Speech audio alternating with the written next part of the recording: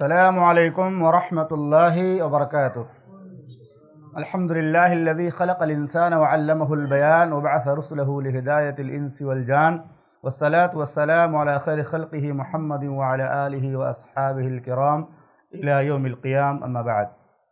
فقد قال اللہ تبارک وتعالی فی کتابہ المجید والفرقان الحمید، اعوذ باللہ من الشیطان الرجیم، بسم اللہ الرحمن الرحیم۔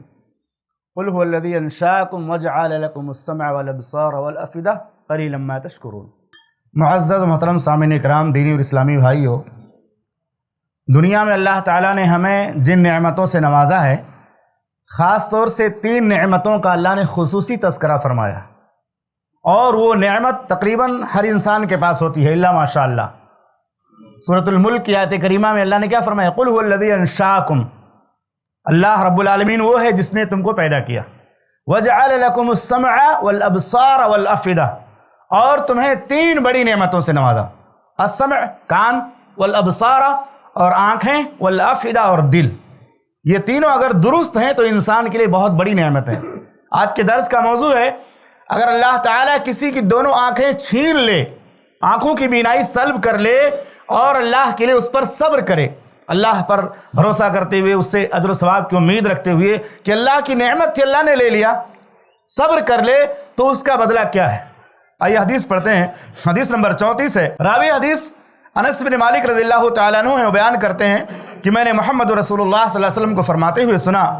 اللہ کے نبی صلی اللہ علیہ وسلم نے فرمایا، اللہ تعالیٰ فرماتا ہے، حدیث قدسی، اللہ تعالیٰ خود فرماتا ہے، کیا فرماتا ہے؟ قال اذا ابتلیت عبدی بحبیبتیہ فصبر عوضته منهما الجنہ یرید عینیہ، رواہ البخاری۔ اللہ کے نبی صلی اللہ علیہ وسلم نے فرمایا کہ اللہ تعالیٰ فرماتا ہے، اللہ خود فرماتا ہے، کیا فرماتا ہے؟ اذا ابتلیت عبدی، جب میں اپنے کسی بھی بندے کو اس کی دونوں آنکھوں کے ذریعہ آزماؤں، دونوں آنکھوں کی روشنی چھین لوں، اور وہ صبر کرے یہ سوچ کر کہ اللہ نے دیا تھا اللہ نے لے لیا، اللہ نے دیا تھا اللہ نے لے لیا، تو اللہ کے نبی صلی اللہ علیہ وسلم فرماتے ہیں، اللہ خود فرماتا ہے، عوضتہ منہما الجنہ، ان دونوں آنکھوں کی بینائی کے سلب ہونے پر صبر کا بدلہ صرف جنت ہے، یعنی جنت اس کا بدلہ ہے، میں اسے جنت دوں گا اگر وہ مومن ہے، تو اللہ پر ایمان لانے والا بندہ ہے، اور اس کی نگاہ، اس کی بینائی اور آنکھوں کی روشنی اللہ نے چھین لی۔ کتنے لوگ ایسے لوگوں کو کہتے ہیں یہ تو بہت ہی گھٹیا انسان ہے، یعنی یہ بدنصیب انسان ہے، اس کی آنکھیں چلی گئی، پتہ نہیں کون سا گناہ کیا تھا، ایسی باتیں نہیں بولنا چاہیے۔ اللہ تعالیٰ خود فرماتا ہے، میں اس کو آزما رہا ہوں، اس کی آنکھوں کو چھین کر کے، اور وہ صبر کر رہا ہے، تو میں کیا دوں گا؟ اس کو جنت دوں گا اس کے بدلے میں۔ امام بخاری نے باقاعدہ یہی مسئلہ ذکر کیا ہے، صحیح بخاری کی حدیث نمبر 5653 میں، کتاب المرضع میں روایت ذکر کی، اور باب باندھا، باب فضل من ذهب بصرہ۔ امام بخاری فرماتے ہیں اس حدیث کا عنوان ہے ایسے شخص کی فضیلت اور عظمت کا تذکرہ جس کی آنکھوں کو اللہ نے لے لیا ہو، وہ اللہ کے نزدیک عظمت والا ہے، اللہ کے نزدیک فضیلت والا ہے، اللہ تعالیٰ اس کو مرتبہ دینا چاہتا ہے، مقام سے نوازنا چاہتا تھا، اس لیے آنکھوں کو لے لیا، اللہ کے لیے صبر کرے۔ شیخ ابن باز رحمہ اللہ سے بہت سارے علماء نابینا تھے، اور بہت زیادہ علم اللہ نے ان کو نوازا، علم سے نوازا تھا۔ دوسری بات یہ کہ چونکہ آنکھ انسانی جسم کے اندر محبوب ترین اور عظیم ترین نعمت ہے، اس لیے اس کے چھینے جانے پر صبر کا بدلہ بھی عظیم ہے۔ نعمت عظیم ہے تو صبر کا بدلہ بھی عظیم ہے۔ تیسری بات یہ معلوم ہوئی، آنکھ کی قیمت اس سے پوچھو جو آنکھ سے محروم ہے۔ ہم تو جو چاہیں دیکھ سکتے ہیں، جو چاہیں پڑھ سکتے ہیں۔ کتنے لوگ سوچتے ہیں کاش میرے پاس آنکھیں ہوتی، میں قرآن کو دیکھ کر پڑھتا، قرآن کے حروف کو دیکھتا، قرآن کی تلاوت کرتا، میرے پاس آنکھیں ہوتی، آزادی سے مسجد جاتا، اجتماعات میں جاتا، پروگراموں میں جاتا، دین کے کاموں کے لیے وقت نکالتا، جہاں چاہتا جاتا۔ کتنی بڑی نعمت ہے، جو آنکھ سے محروم ہے اس سے پوچھو کہ آنکھ کی نعمت کتنی عظیم الشان نعمت ہے۔ آدمی نہ خود سے آزادی سے جہاں چاہے جا سکتا ہے، نہ دنیا کی خوبصورتیوں کو دیکھ سکتا ہے، نہ دنیا کی رنگینیوں کو دیکھ سکتا ہے، نہ جو چاہے آنکھ والوں کی طرح کر سکتا ہے۔ ایک بوڑھی خاتون کا واقعہ مجھے یاد آیا، رمضان میں بھی چھوٹی تراویح پڑھانے کے لیے کبھی گاؤں میں دیہات میں چلا جاتا تھا، درس قرآن، درس حدیث، جو بھی اللہ نے نوازا تھا، اللہ تعالیٰ پہلے سے اللہ نے جذبہ دے رکھا تھا، تو بچپن سے اللہ تعالیٰ نے اس خدمت میں اللہ نے لگا کے رکھا، اللہ تعالیٰ قبول فرمائے۔ تو ایک بوڑھی خاتون مسجد کے بغل میں رہتی تھی، عمر دراز تھی کافی، اکیلے کھانا بنانا، نہانا، کپڑے دھلنا سب کچھ کرتی تھی وہ۔ میں نے ایک دن پوچھا، امی جان، یا آپ اتنے بڑھاپے میں یہاں پڑی ہو، آپ کا ایک بیٹا ہے، وہ اپنی بیوی کے ساتھ، بچوں کے ساتھ، فیملی کے ساتھ بمبئی میں داد عیش دے رہا ہے، وہاں پہ کیوں نہیں چلی جاتی؟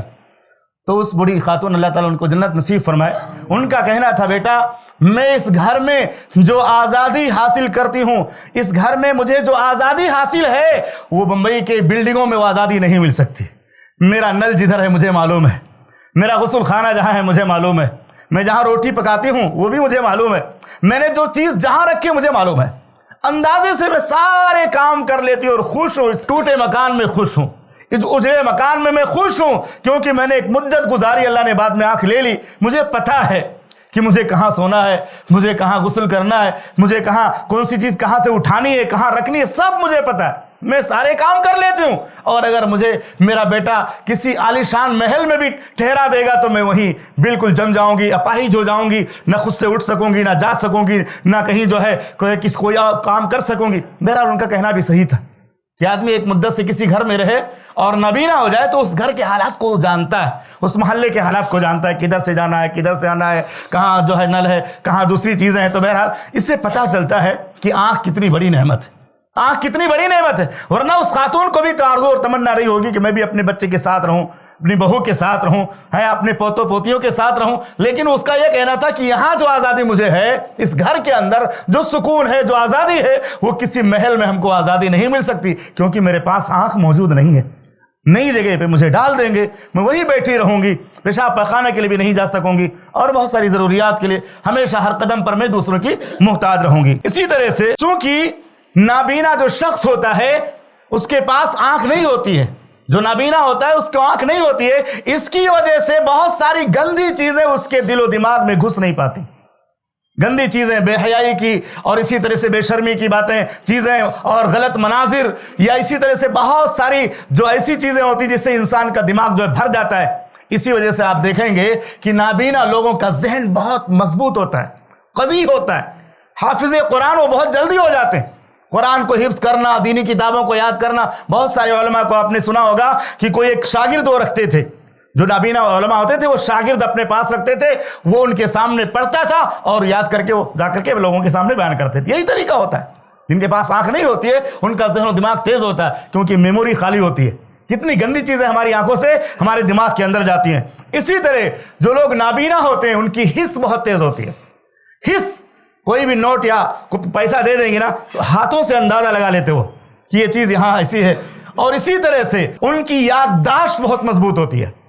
10 سال پہلے آپ کسی نابینا سے ملاقات کیے ہوں اور 10 سال کے بعد کہیں السلام علیکم ورحمۃ اللہ، فوراً کہے گا فلاں صاحب ہیں، فلاں صاحب۔ ہم تو بھول جاتے ہیں، ہم تو چہرہ دیکھ کر بھی بھول جاتے ہیں۔ 10 بار ہمارے سامنے سے انسان آتا جاتا ہے اور 2-4 سال کے بعد مل جائے تو ہم جلدی پہچان نہیں پاتے، لیکن وہ آواز یاد کر کے رکھتے ہیں، یہ فلاں کی آواز ہے۔ اساتذہ بہت سارے جو نابینا ہوتے ہیں وہ آواز سے پہچانتے ہیں کہ فلاں ہے، فلاں ہے، فلاں بات کر رہا ہے۔ تو یہ اللہ تعالیٰ کی بہت ساری نعمتیں اس کے اندر بھی ہوتی ہیں، نابینا ہونے کے بعد بھی بہت سارے پلس پوائنٹ اس کے اندر آ جاتے ہیں۔ بہرحال آنکھ اللہ رب العالمین کی طرف سے ایک بہت بڑی نعمت ہے، اور چونکہ آنکھ ایک عظیم نعمت ہے، اس کے ذریعہ انسان دنیا کی بہت ساری رنگینیوں کو اور خوبصورتیوں کو نہیں دیکھ پاتا، اور بہت سارے کاموں میں دوسروں کا محتاج ہو جاتا ہے، دوسروں کا جو ہے ضرورت مند ہو جاتا ہے۔ اسی لیے محمد رسول اللہ صلی اللہ علیہ وسلم نے مسند احمد کی روایت میں فرمایا کہ ایسے شخص پر لعنت ہو اللہ کی جو کسی اندھے کو راستے سے بھٹکا دے۔ کوئی اندھا چل رہا ہے اور وہ اپنے سیدھے راستے پر جا رہا، آپ نے اس کو دوسرے راستے پر کر دیا، یا اس کو بھٹکا دیا، یا اس کا سامان آپ نے لے لیا، اس کو پریشان کر رہے ہیں، یہ اتنا بڑا گناہ ہے کہ اللہ کے نبی صلی اللہ علیہ وسلم نے فرمایا ایسے شخص پر اللہ کی لعنت ہو جو کسی اندھے کو اس کے راستے سے بھٹکاتا ہے، راستہ بتانے کے بجائے، صحیح راستے پر اس کو ڈالنے کے بجائے اس کو ادھر ادھر ڈال دیتا تاکہ وہ تباہ و برباد ہو جائے، گاڑی کے نیچے گر جائے، پڑ جائے، یا کوئی ایکسیڈنٹ ہو جائے، یا کسی حادثے کا شکار ہو جائے۔ اللہ سے دعا ہے کہ رب العالمین تو نے ہم میں سے جن لوگوں کو بھی آنکھ کی نعمت سے نواز رکھا ہے، اللہ ہمیں اس کی قدر کی توفیق عطا فرما، اس سے حلال اور جائز چیزوں کو دیکھنے کی توفیق عطا فرما، اپنی آنکھوں کو حرام چیزوں سے بچانے کی توفیق عطا فرما، اور جن لوگوں کو تو نے آنکھ کی دولت سے محروم کر دیا، آنکھ کی نعمت سے محروم کر دیا ہے، صاحب ایمان ہے، اللہ ان کو صبر کی توفیق عطا فرما، اور اس صبر کے بدلے جیسے تو نے وعدہ کیا ہے ان کو جنت میں اعلیٰ مقام عطا فرما۔ والسلام علیکم ورحمۃ اللہ وبرکاتہ۔ ایسے ہی فائدے مند اسلامک ویڈیوز دیکھنے اور منہج سلف پر کتاب و سنت کی تعلیمات کو عام کرنے میں ہمارا تعاون کرے، تاکہ آپ کے لیے ذریعہ نجات، جنت کے حصول کا سبب، ساتھ ہی مال میں برکت و اضافے کا ذریعہ بھی بنے۔ آمین۔ جزاک اللہ خیرن۔